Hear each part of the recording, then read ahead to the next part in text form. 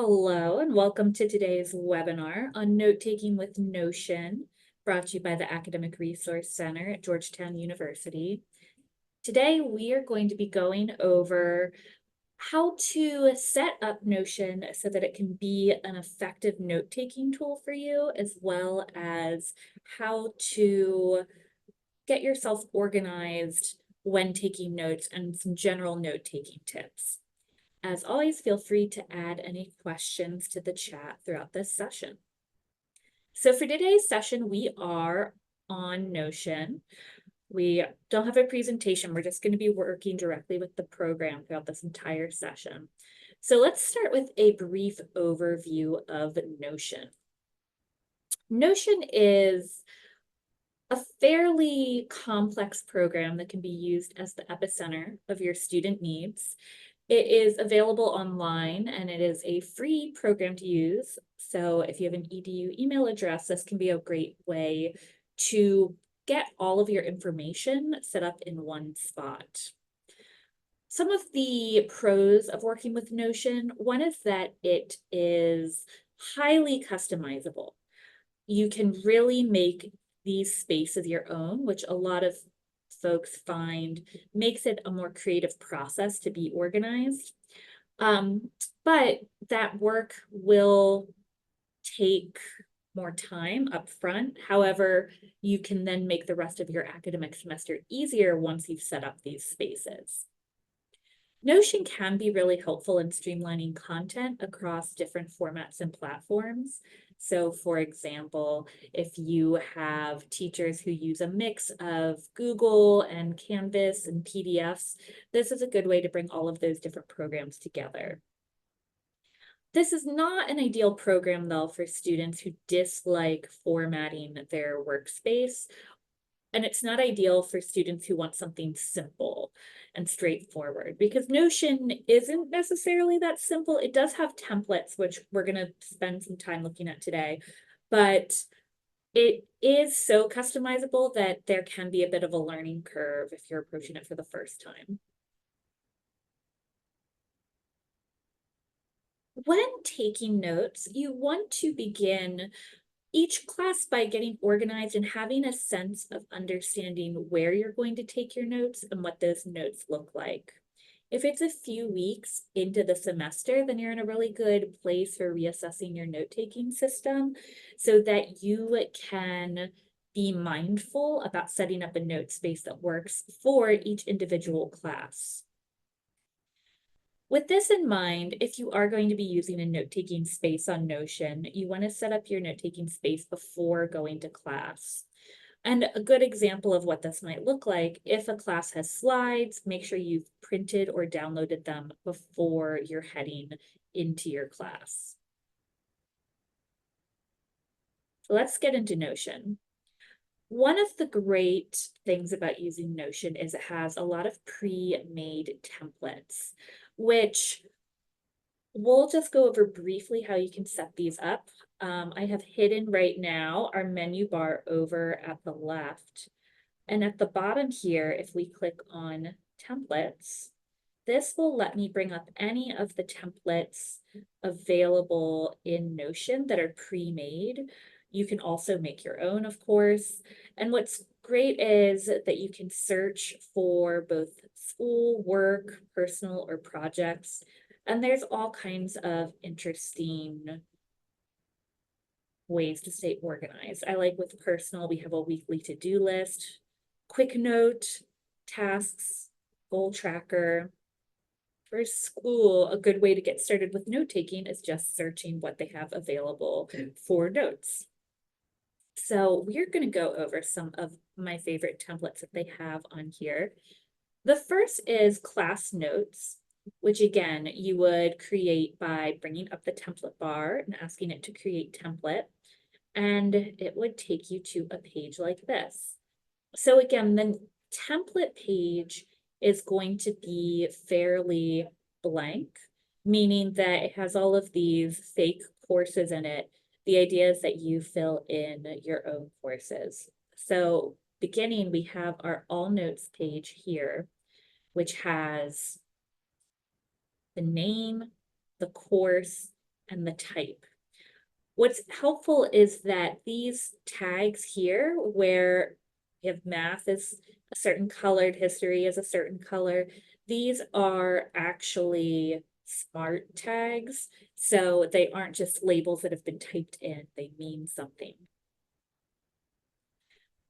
And what they mean is that certain notes are affiliated with a specific course. So for example, we have here our first course section where the class is ART 399. And what we have here is the first note page. This means that you can have a page where you can see all of your notes. For example, we have the Ishiguro discussion and 90s UK literature for Lit 455. And those are both notes for the same class. Or you can just go ahead and look at your class here on the by course tab and see all of the notes that you've taken for that course. So that's what's interesting about Notion. There are ways to keep things simple, as I'm doing now by closing the sections, or there are ways to look at things comprehensively and get an overview. We can also make a page up here that is only what our notes for one class are. So for me, this is kind of the most straightforward view. I can see all of my notes for this class on one page. And then each link takes me to that page. So here's my notes from 90s UK literature. We have a large chunk of text, and essentially this page is where the notes for that one day's lesson would go. So these templates are, again, really helpful in terms of having an approach to organizing things. You don't have to do the work of setting up a table like this. If you are interested in how to set up a table, we have a webinar on our YouTube page, Tracking Assignments with Notion, that goes over how to create some of these. But starting with these templates is a great starting point, and then you can always rearrange these like this just by clicking and dragging. You can always choose a certain tab and delete it if you want to delete one view and just have, for example, the Lit 455 and then by course. That is very easy to do as well. So let's go on to our next one. I'm going back on my site here to my note-taking with Notion page, which is how we jump between pages. The next one that is a great template for students is the student dashboard. This is more comprehensive than just the note-taking page. What's interesting about this is that you can create a page not just for the notes, but for all elements of a class. So here we have course page for calculus, course page for creative writing, course page for intro to computer programming. And you can have whatever information you want on each class. So here we have the math page, we have our homework info, and with the midterm page, that is a link. Clicking on that takes us to information, if we put it here, about the midterm.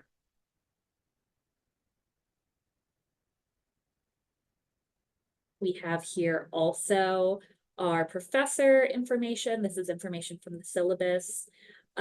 We have a link to the syllabus. And then we also have our readings page. So here we have some of the text that we need for reading, along with the notes. We can look at this in the same list template or grouped by status. We have some articles.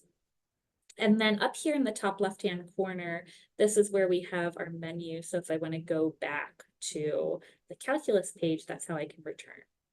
And then we have here our notes page.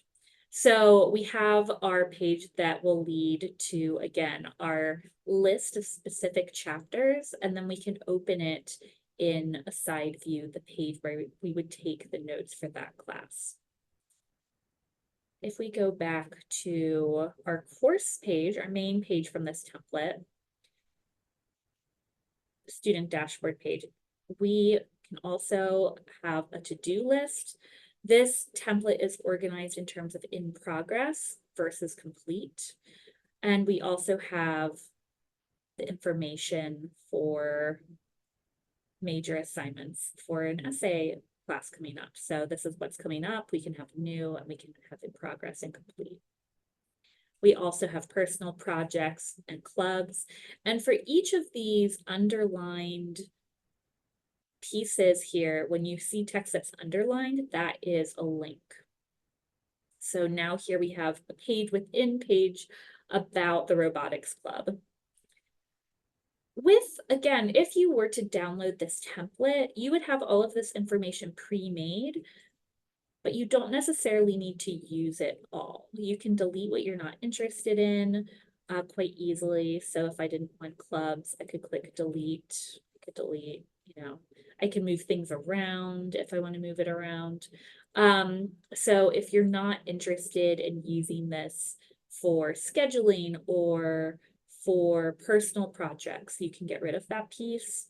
If you don't want to use the time to-do list, or if you only want to use that, you can do that as well. So the templates, once you create it, you don't have to stick to it. You can keep what you want and get rid of the pieces you don't want.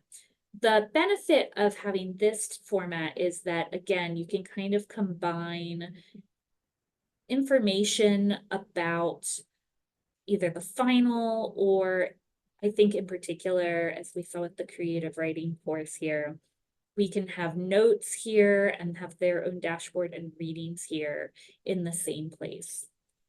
So this might be especially beneficial if you have a professor who doesn't heavily use Canvas and is emailing you lots of readings, or if you just want your notes and your readings in the same place. So next up, let's go back to our main page. I wanted to take a look at the Cornell note system template. And with that in mind, I also wanted to go over what the Cornell note-taking system is. This is an illustration of it from Cornell. It's a pretty straightforward note-taking template wherein you divide your paper beforehand into 3 sections. The first section, the primary section, is the one on the right-hand side titled Main Notes, Key Thoughts. And this should be the biggest part of your paper if you're writing by hand. This is essentially where you're writing notes. You're listening, you're recording things as you always would. You have a line that separates your cues and questions, just an inch or two of the paper on the left-hand side. The idea here is that you write either as you're taking your notes, or often it might be after class, questions that you have that you need to come back to, or you may also write key terms or important ideas that will help you keep track of information you wanted to come back to or information that stands out.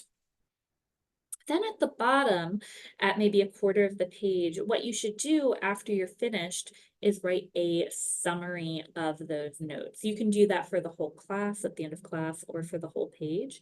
This is beneficial in that the process of writing the summary can really assist in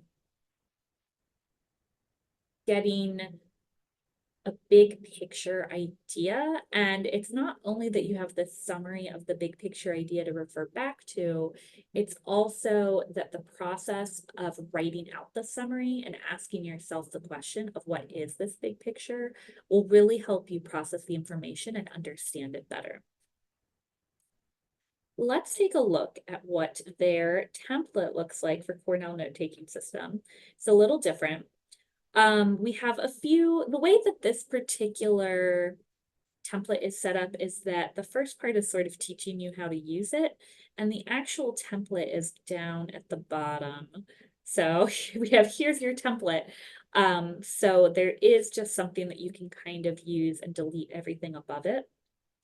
But we'll take a look at their example here.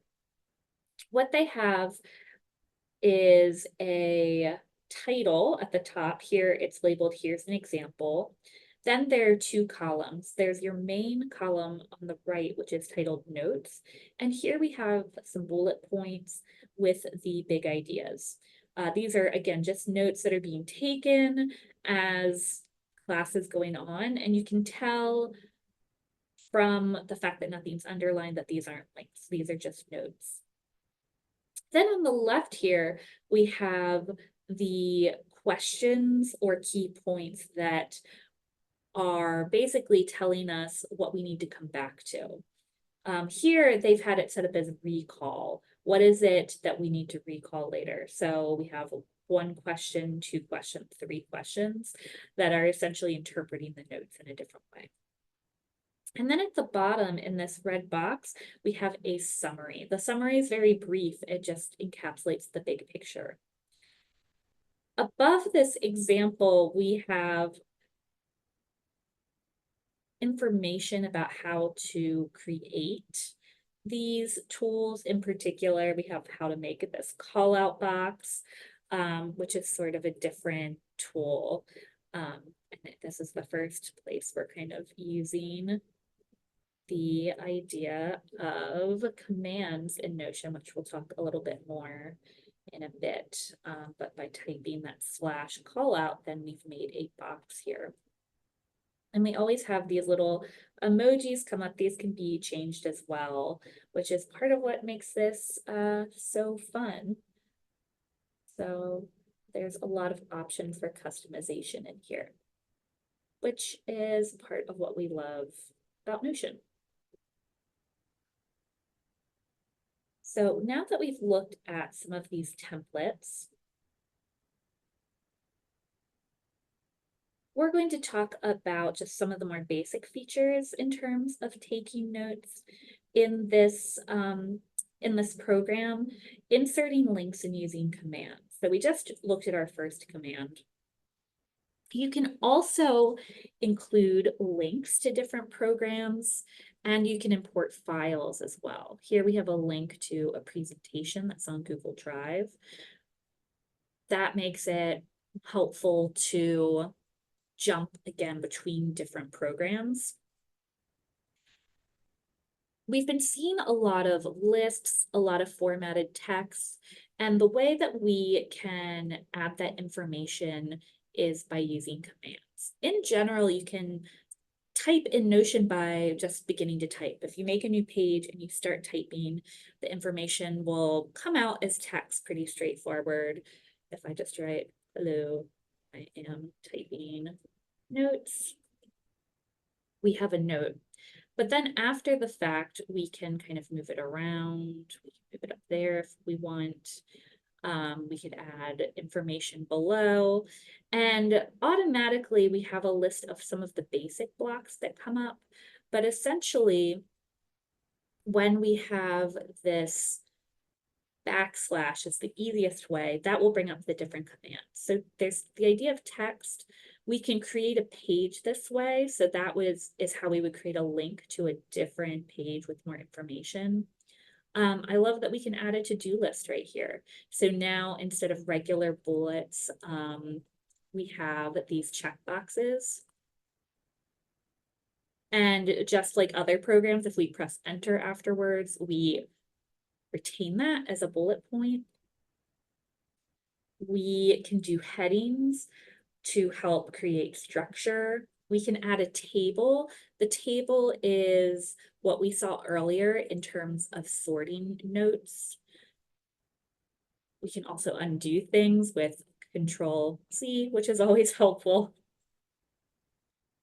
What I've been using a lot of in here, you're probably familiar with the bulleted list and the numbered list, which we see in Word and Google Sheets, but I've been using the toggle list a lot, which is essentially these bullet points where you can create a toggle underneath it and it will hide it.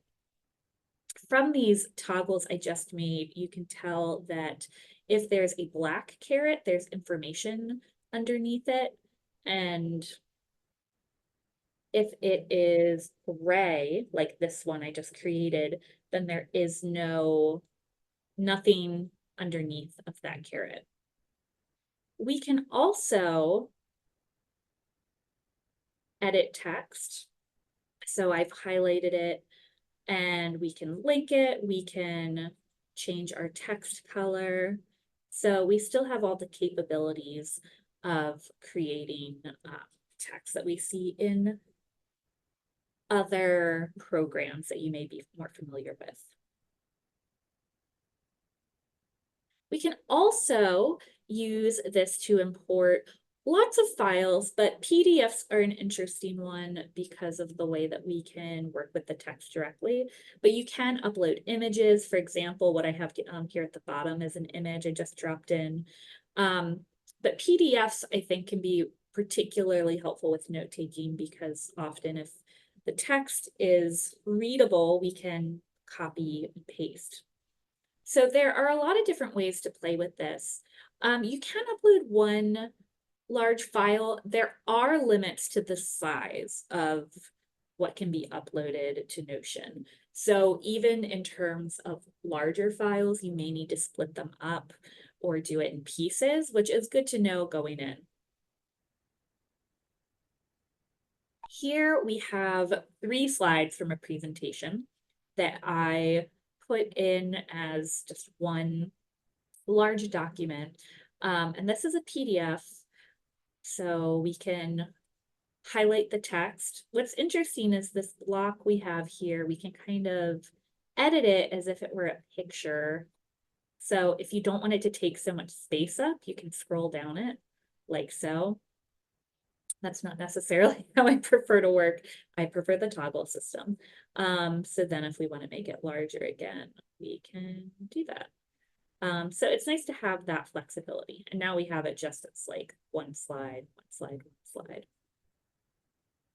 For note taking, what can be really helpful is to include information slide by slide, which I did by splitting a PDF and then dropping them in as separate files. It took a little bit of work, but if you have the ability to split a PDF in Adobe, then it's not so much work that it isn't worthwhile. But what we have here is a slide, and then underneath it, I've been able to take my notes. So slide, notes, slide, and then notes. Again, the advantage of the PDF is that we can copy and paste just by highlighting the text. So if that's information that you need, you can highlight it and copy, paste, and include it. So that makes using this tool much easier. And again, we can hide this. We can hide this thanks to our toggles. We can go all the way up here. A few note-taking tips that apply not just to using Notion, but any program. Make sure that you are looking over the course topic in your syllabus and considering how that day's topic relates to what you've been covering in class.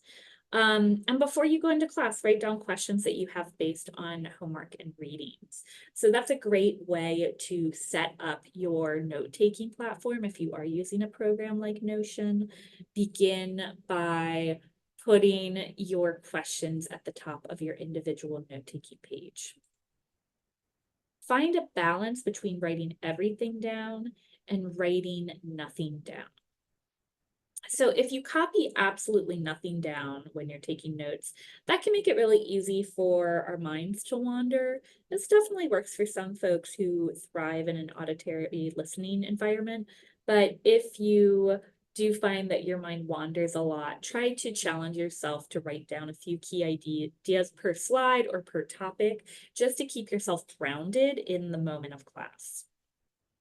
And then copying everything down makes it difficult to process what's being said. So when you're taking notes, the goal shouldn't be to create a verbatim, word for word exact copy of the information being presented. Instead, it should be to figure out the connections between what the professor's saying and what you've done for homework, as well as figuring out what the big picture is, because the big picture is what you're going to remember, and that will help you understand the story of the class. When taking notes, it's helpful to translate the professor's language into a format that makes sense for you. So again, if you copy the professor's language verbatim, word for word, then you're just copying. That's it. You're not processing it. You're just spitting down the information onto your Notion page or piece of paper, and you are not interpreting it. If you take notes in your own words, then the process of thinking through what the information means can help you process that information and remember it later. So again, it's like translating the ideas from your professor's words into your own words. And something that's extremely important with taking notes, know where more precise language can be found. This is especially important with classes that have facts, definitions, if they're history, math, science, language. If there are really key details, understand where those terms can be referenced later and where that information exists. For example, if you have several key terms in a textbook, you don't necessarily need to write down those key terms in class if they already exist in the textbook. And doing so in the middle of class could keep you from focusing on a different piece of information that isn't available elsewhere. So have an understanding of where information can be found, whether that's a textbook, whether that's on the slides. That's a big example of why we recommend adding slides to Notion so that you aren't writing something twice. The idea is you don't want to write something that's already written down in a way that you can reference easily. So understanding what reference materials you have and developing a code for yourself can be really helpful. For example, if you have a new term that's referenced, so we'll say verbatim, definition, you can have a code for yourself that you can reference later. And that can be a really good way to just sort of highlight something. You could even make like a little call out box and add it there with their little doggy face so that you know that you have to go back to look up that information later. So creating those sorts of systems for yourself before you sit down in class can really make the note-taking process a lot easier. I wanted to let you know about our next webinar. It will be on March 19th after spring break, and we'll be talking about strategies for focus, how to stay focused during class, during readings, during a variety of activities. If you have any questions, feel free to add them to the chat. Otherwise, thank you so much for joining me today, and good luck with your Notion adventures.